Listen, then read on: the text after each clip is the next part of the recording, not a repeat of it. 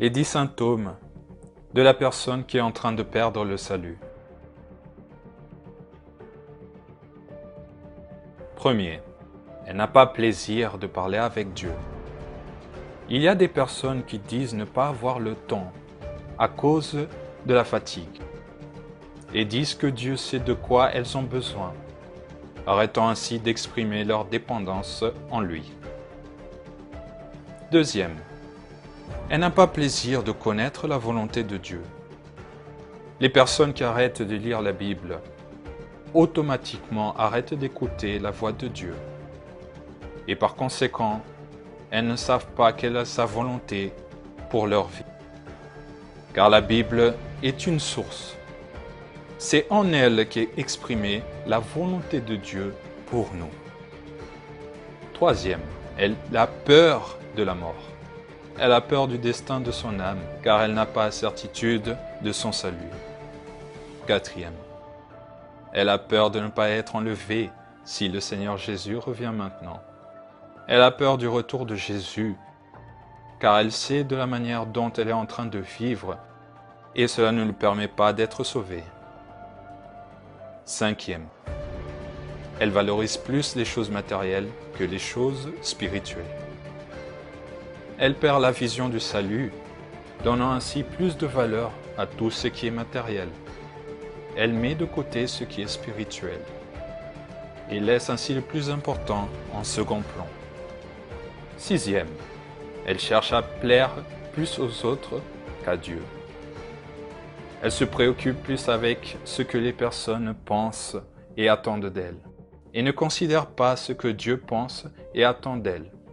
Par conséquent, difficilement, elle dit non à ce qui est erroné. Septième, elle n'a pas de crainte.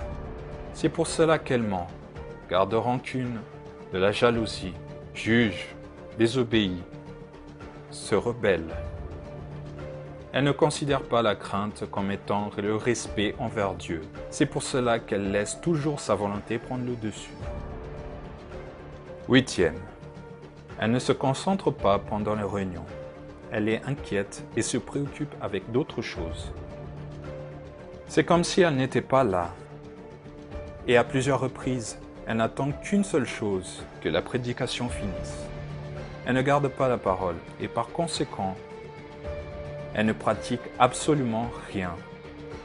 Elle se distrait facilement, finissant ainsi par devenir une personne vide. Neuvième, elle n'a pas la joie du salut.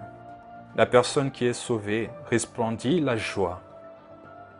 Elle est heureuse et a la paix dans n'importe quelle circonstance qu'elle peut affronter, car elle est sûre de sa communion avec Dieu. Dixième, elle pense que la parole n'est jamais pour elle, mais toujours pour les autres. Elle n'est pas humble pour reconnaître lorsqu'elle est dans le péché, et elle a toujours raison, jamais tort. Prenez donc garde de vous conduire avec circonspection, non comme les insensés, mais comme les sages. Rachetez le temps, car les jours sont mauvais. C'est pourquoi ne soyez pas inconsidérés, mais comprenez quelle est la volonté du Seigneur.